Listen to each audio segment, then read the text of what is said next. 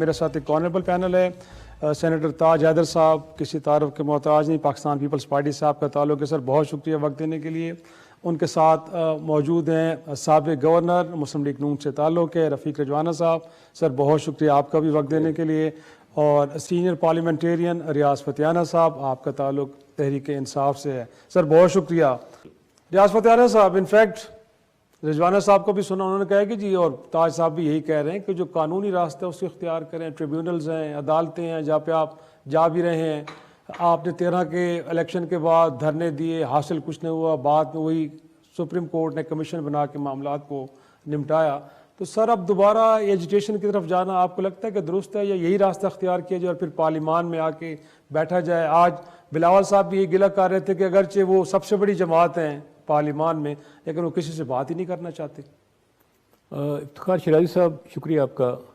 آج کے پینل میں پاکستان کے بہت معتبر سیاستدان میرے دائیں ہاتھ بیٹھے ہیں، جناب سینیٹر تاج حیدر صاحب اور گورنر رفیق رجوانہ صاحب، میں ان کا دل سے احترام کرتا ہوں۔ شکریہ۔ گزارش یہ ہے کہ ہماری جو سوشل کنٹریکٹ ہے ریاست اور عوام کے درمیان، وہ اس کا نام ہے آئین پاکستان۔ جب تک ہم آئین کی مقدس دستاویز پہ عمل نہیں کریں گے تو ملک آگے بڑھ نہیں سکتا۔ اس کے آرٹیکل 214، 219 اور 224 ان پہ یکسوئی سے اگر عمل ہو جاتا، آج ہمیں نہ دیکھنا پڑتا۔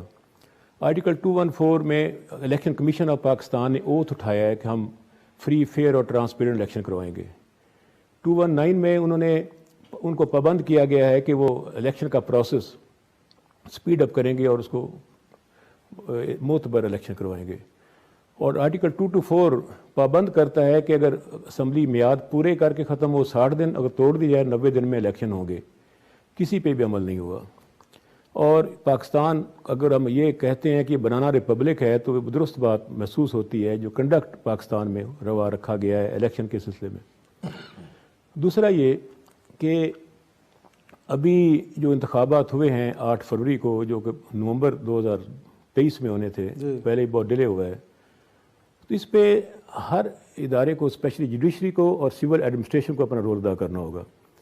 سب سے پہلی تو خرابی یہاں آئی کہ جب ریٹرننگ آفیسرز آپ نے سول بیوروکریٹس کو لگایا گیا جو ڈپٹی کمشنر اور اسسٹنٹ کمشنر تھے، اور جن ڈپٹی کمشنر صاحبان نے ایم پی اوز کے تحت ڈیٹینشن آرڈر ایشو کیے تحریک انصاف کے رہنماؤں کے، انہی کو آپ نے لگا دیا وہاں پہ ریٹرننگ آفیسرز۔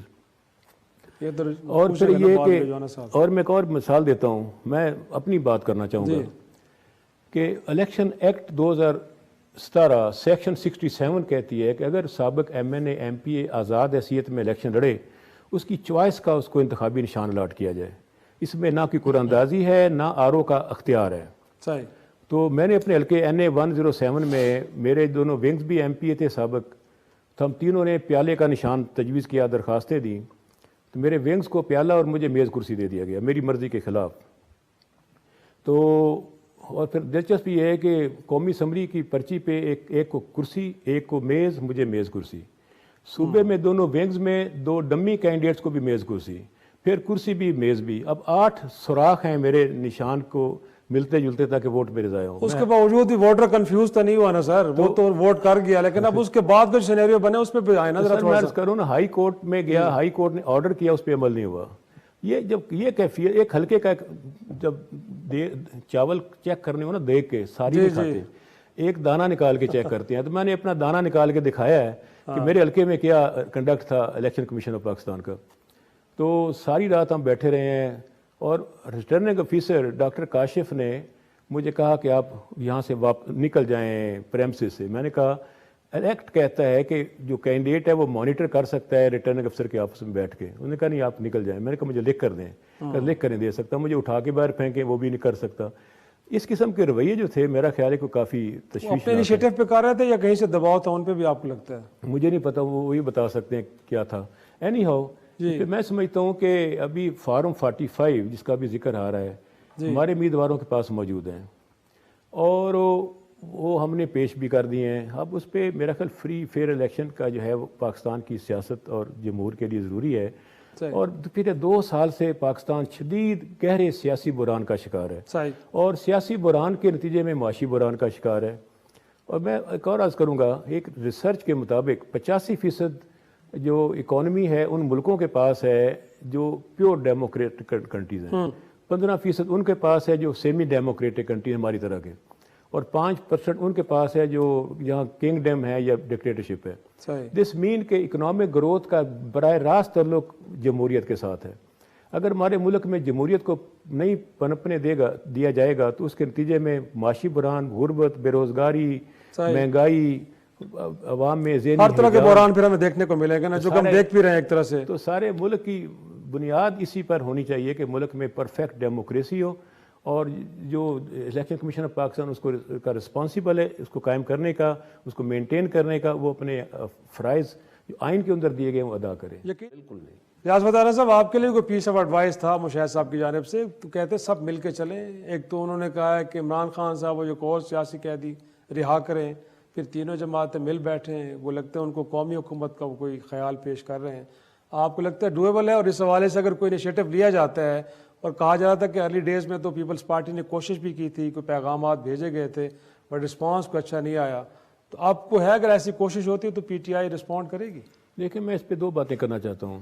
ایک تو پی ڈی ایم کی جماعتیں 13 تھیں، اور انہوں نے کوئی 16 مہینے اس ملک کے ساتھ جو کھیل کھیلا، کھلواڑ کیا، وہ سب جانتی ہے دنیا.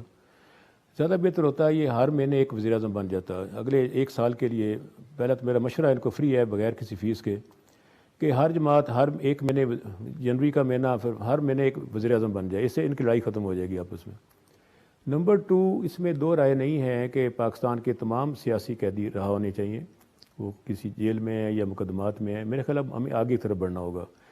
اب سب لوگوں کو، تمام جماعتوں کو، تمام طبقات کو پچھلی چیزوں کو نظر انداز کرتے ہوئے، انا کا مسئلہ چھوڑتے ہوئے آگے طرف بڑھنا ہوگا. ہمیں بھی آگے بڑھنا ہوگا، ان کو بھی بڑھنا ہوگا. اس وقت سب سے ضروری بات ہے سیاسی استحکام. اس کے لیے ضروری ہوگا کہ ایک تو جو ہمارا مینڈیٹ چوری کیا گیا ہے وہ واپس کیا جائے، اور فری اینڈ فیئر الیکشن کو انشور کیا جائے، اور فارم 45 کے مطابق الیکشن کمیشن اپنی آئینی، قانونی، اخلاقی، سیاسی ذمہ داری پوری کرے. نمبر 2، جس جماعت کی اکثریت ہو اس کو اقتدار دینا چاہیے وہ، تاکہ اپنے مسائل عوام کے حل کر سکے. 3rd یہ کہ بالکل لڑائی ختم ہونی چاہیے. ہم بیٹھ کر مذاکرات کے لیے تیار ہیں، تمام اداروں سے بھی، الیکشن کمیشن سے بھی، اور تمام سیاسی جماعتوں سے بھی. کہ عمران خان صاحب نے کہا بھی ہے جیل میں کہ ہم فتح مکہ کی طرز پہ جب ہم اقتدار میں آتے ہیں کوئی انتقامی کارروائی کسی کے خلاف نہیں ہوگی. نیلسن منڈیلا کا بھی انہوں نے ذکر کیا. تو میں سمجھتا ہوں کہ یہ وقت آ گیا ہے کہ اس پہ ہم چند دنوں تک ملاقات بھی کریں گے عمران خان صاحب سے، ان سے بھی یہ استدعا کریں گے، اور باقی جماعتوں سے بھی استدعا کرتے ہیں کہ اب لڑائی ختم ہونی چاہیے. اور بیٹھ کے ہم قومی معاملات پر مذاکرات کریں. تحریک انصاف میں یہ سوچ پائی جا رہی ہے.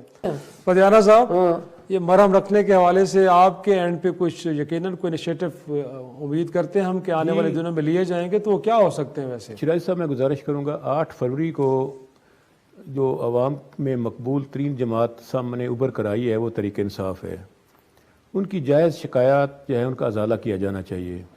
ملک میں عدل اور انصاف کے بند دروازوں کو کھولنا ہوگا، اور یہاں پہ نیشنل ڈائلاگ کی بھی ضرورت ہے، اور باہمی جو اعتماد بکھر چکا ہے ان کو اکٹھا کرنے کی ضرورت ہے ملک کے مفاد میں، نوجوان نسل کے مفاد میں.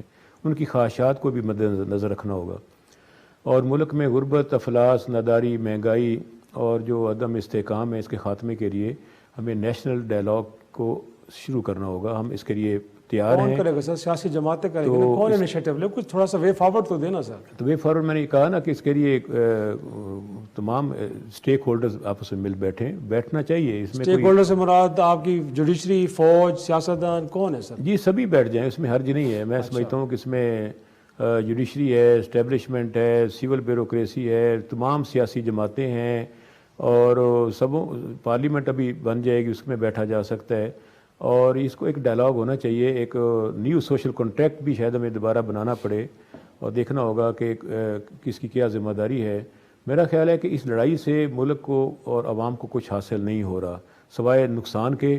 اس کے آگے بڑھنا ہوگا، اور تمام جماعتوں کو آگے بڑھنا ہوگا. ہم اس کے لیے ہاتھ بڑھانے کے لیے تیار ہیں، لیکن اس کے لیے ضروری ہوگی کہ ہماری جائز شکایات کا ازالہ کیا جائے، ملک میں منصفانہ الیکشن کو انشور کیا جائے، حقیقی نتائج عوام تک پہنچائے جائیں، اور جو عوام کی تائید رکھتا ہے یا جماعت رکھتی ہے اس کو اقتدار منتقل کیا جائے وفاق اور صوبوں میں. اور پھر ہم بیٹھ کے اس میں آگے بڑھ سکتے ہیں. ہم کوئی انتقامی کارروائی کے حق میں نہیں ہیں، نہ لڑائی کے حق میں ہیں. ہم قومی اتفاق رائے کے حق میں ہیں اور اس کے لیے ہم آگے بڑھنے کو تیار ہیں. ہم کسی قسم کی نہ انا پر چلنے والے ہیں، نہ انتقام پر یقین رکھتے ہیں. ہم افہام و تفہیم اور عوام کے اور پاکستان کے بہتر درخشاں مستقبل کے لیے آگے بڑھنے کے لیے اپنا پیشکش آگے کر رہے ہیں اور تعاون کا ہاتھ بڑھا رہے ہیں.